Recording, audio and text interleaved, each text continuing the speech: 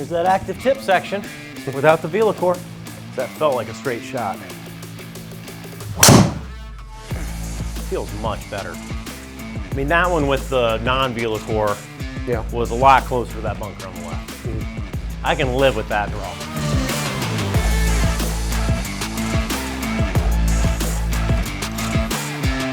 Welcome back, everybody. Mitch and Joe here to test out Velocore versus non-Velocore Ventus TR. Okay, these are both a 5S. One is the stock without Velocore, which is this one right here. You see just the real difference here, and we're going to get a close-up later, is no Velocore on the shaft itself. Slightly different paint job as well nowadays. And then you'll see subtle differences here with the main one being, hey, we've got Velocore in the tip. Now, what does that really mean? Velocore is a thread count. Think of it like that, right? So higher thread count, it's going to be a higher quality sheet, right? But with that higher thread count, if you know a lot about sheets, it's be a little bit less breathable. I like a lower thread count. I like it more breathable. It just depends on who you are, on what you need with that thread count. But think about MR70 with other shafts, 1K with tensai, right? Those are just thread count and tonnage of fiber for the tip. And what does that really do for you? Provides different levels of stability, different active, less active tip, that sort of a thing. But Velocore is what puts the V in Ventus. If you don't have a Velocore in the shaft, you're just getting a cheap, mass-produced shaft in China or Taiwan instead of Japan or San Diego, right? So you want to make sure you have that Velocore in the shaft because that's what puts the V in Ventus. Yeah. Let's see what the performance looks like and what that difference looks like. Let's do it. Yeah. All right, Mitch, we're going to start with the non-Velocore Ventus shaft here. Why don't you take a few swings with it? You've already gotten warmed up. Yep. Let's take a few swings with it, get some baseline numbers here, and we'll start to compare once we hit them both. All right. Yeah. Awesome. And just for all the viewers out there, we're using a QI 35 LS 9-degree head. Each test, we're going one click up from standard loft. Okay, so it's the same setting. I've got the 13-gram weight in the toe, 3 in the heel, 3 in the back, okay?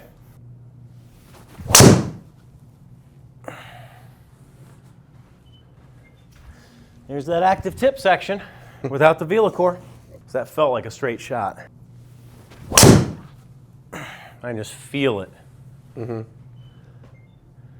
Yeah, when it comes to shafts, one thing I always tell people, the golfers I fit, you know, all shafts, they really come down to 3 sections, the butt, the mid, and the tip section, right? How soft or how firm they are, that really determines how that shaft is going to time up and react to your swing. Right. So that's not every swing is created equal, so not every shaft should be created equal. With you got a pretty quick tempo swing, so this might not be the shaft for you, right? A little softer tip section like that. Mm-hmm. Yeah. Yeah, I mean, and the Ventus TR versus the Ventus, Velocore Plus is slightly different, right? The handle in the TR is stiffer, just to keep it kind of simple, and that should help with like the quicker tempo. But this is the stock version, right? Does it even have that in there? Yeah. Right? Probably not, to be honest with you. As you swing here, keep going here. I'm going to go ahead and just do a little quick fit check. We got the Puma shoes. Is that how that's Puma? Is that how those are? Puma. Puma, yeah. Yeah, we got some Puma. Yeah, it's a cat. That felt like the best one. Okay. And still, I mean, that felt dead straight. Okay. Right? So here's what I want to do. For this test, what I would like to do, I want you to hit, we're going to hit those 4 shots. Okay. I'm going to have you hit 4 with the Velocore. All right. And then we're going to go back and do it again. Yep, absolutely. All right. 4 shots, right? 4 shots. Let me change the tag here. Yep. This is the same shaft with Velocore.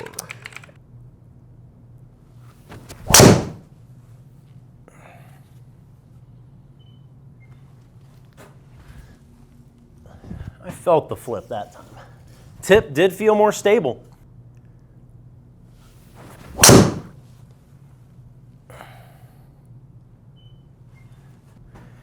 Feels more in line with what I need.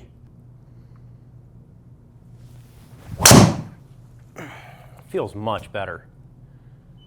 I mean, that one with the non-Velocore was a lot closer to that bunker on the left. I can live with that draw. Very good. That one might draw a little bit, but it was hammered. And see, just felt so much more stable. All right. Now what we're going to do is we're going to put the non back in here again, have you hit 4 more swings with it. Okay. And then back take a look. And then back to the Ventus again. Okay. That was on the heel. Might keep it from drawing as much. Okay. There we go again. And honestly, it's just so frustrating to see that because I feel like I'm putting good swings on there, and I just feel that tip is just super active. Yeah. That was hammered. Very nice. Good ball speed. Yeah, good ball. Okay. No, hey. I My always tell squirrel people, found a nut. I always tell you, my grandma can do it once. Do it twice. Yeah. Okay.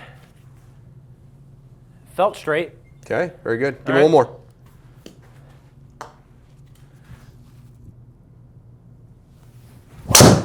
Very good. Okay. Oh. All right, hand it here. Last few swings felt a little bit better. Yeah, but not bad. Still feel it. All right, back to the Velocore shaft. Four All right. more swings, and then we'll take a look at the data. Sounds good, Joe. Yeah. Okay, I felt like I flipped there, but I hammered that. Yeah, crazy ball speed there. Okay, I mean, I'll take that because I pushed it out enough. That was still only 35 feet left, and I felt that flip. But my God. No, one thing I wanted to touch on was an analogy. You keep swinging, was an analogy that I heard about Velocore, right? This was from another fitter that I worked with, and he would always explain it as, Velocore, if you can imagine, it's like this exotic material that's cross-woven into the tip section of the shaft, right? And the more you pull on it, the stiffer it gets. Almost like a Chinese finger trap, if you think it that way. Throw your fingers in there and you pull on it, it gets stiffer, right? The more you pull.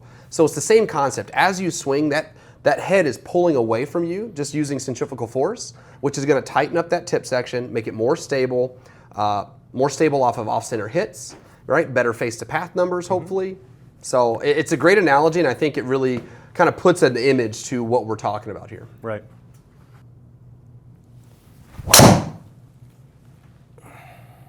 That was a high toe miss. Okay. Because the face path is only 1.7 closed. That'll be kind of interesting to see as well. That's kind of what I want to see. Take out kind of the gear effect of like, okay, I've had a couple on the heel, a couple on the toe. Where am I face to path? Yeah. Right? Because that'll tell you a lot about the tip section of the shaft. And flipper, but it's hit. Okay. Very good. So we've got all 8 shots with both shafts here. What's the number that matters the most with the driver? How far does it go, right? Right. So we're looking at total here. Orange is going to be the Velocore, white is the non-Velocore. I mean, it's kind of hands down which one's giving us more distance, right? Misses, pretty similar in terms of, and that could be a swing path, you know? Yeah. Just the way you're swinging. To me, what we're going to see here is in terms of consistency of face-to-path, off-center hits, that's where I think we're going to see the biggest difference. Right. And when I look at these numbers, right, so there's dispersion. When I look at kind of the averages here, okay, so the non-Velocore, you swung it very similar ball speed, similar smash, okay, carry distance, total was more with the Velocore there. So when we look at face-to-path, right, very similar face-to-path numbers, but the consistency, right? This plus or minus will tell me what is the consistency. So this is an average of 8 shots for each one, right? So that 1.4, negative 1.4 is an average, but that plus or minus 1.2 tells me what's that range, okay? And it's a better consistency with the Velocore than you were getting with the non-Velocore. Right. So off-center shots, doesn't, you know, your path is your path, that's how you're gonna swing it, but your ability to keep that face where it needs to be, it's much more consistent there. Yeah, absolutely. I mean, the spin was lower, height was still good. I think I had a couple low ones in there with the Velocore towards the end, but I mean, a lot closer to the center line by 13 feet. I like that. And yeah, I think you said it really well. It's the face to path is the big difference here. Is instead of, you know, negative 1.7, it's negative 1.4. So yeah, I'm gonna have a draw there, but it's also a tighter consistency within that. So and I'll take the added, what, 7 yards, 7.5 yards of total distance? Absolutely, yeah. Yeah. No, I mean, when it comes to amateur golfers, a lot of people think, oh, I'm not good enough to where these numbers are going to matter to me, right? And that's where I always like to argue. I love to argue with that, right? How are you going to get good enough, right? When you go out and you play, the difference between a 79 and a 75 or breaking par, it's a couple of shots. Right. It's being in the fairway versus being 3 yards into the rough. Right. And I mean, every little bit that you can get out of a club in terms of consistency, distance, it's just going to help you. Yeah. It's going to make you better, and it's going to make your scores better, right? Yeah. So yeah, no, the numbers are there. It makes sense right away. Feel wise, tell me feel. So feel throughout the entire testing, right? I could feel that the tip was more active without the Velocore. With Velocore, I mean, I can still flip it. I'm still human, right? Yeah. And I did that 3 times with each one. I really flipped it. But if we go back to the dispersion behind me, you know, we can say if you look at it, there's 2 or 3 shots in white, right, that are still further left. So there's 4 shots on the left side with white. There's 3. With the Velocore Plus, right? 4 without the Velocore Plus. So, yeah, when I missed it a little bit left, it was just a little bit tighter to the center, typically speaking, and then I still had a couple that missed out to the right. So, hey, the aftermarket shaft worked better today, even though it's the shaft that I don't necessarily fit into, right? It gave me a tighter dispersion. The Velocore did what it was supposed to do. A more firm tip, keep me from going a little bit further left, right? What I will say is it doesn't necessarily mean that a stock shaft is always bad. You might get lucky every now and then. There was I forget which tournament it was, which pro it was. He went into the pro shop at a tournament because he wasn't happy with his driver, and he picked up a 50S stock shaft. I think it was a ping head. He called it his fly swatter, and he finished in the top 10 in that tournament, right? I might have even won it. I just remember it being a top 10 for sure. And it worked out well for him. I don't know how long he played it. I'm sure he's probably out of it now. But you might get lucky with one, but don't leave it up to chance. Right? Get fit, make sure you're getting the real thing, and what you're getting, what you've tested in that demo or that fitting is what you're actually getting. Because if I ordered this stock shaft in this driver, it can play wildly different, and that's the problem, right? So we want to make sure that we're getting those tighter tolerances, we're getting the benefits of that Velocore, and what really makes that shaft, the most played, driver wood shaft on the PGA Tour in years and years and years is the Velocore. So don't skimp on the shaft, it's the investment. Yeah, very good. Awesome. Thanks for watching, everyone. Please hit the like and subscribe button below and check out the channel.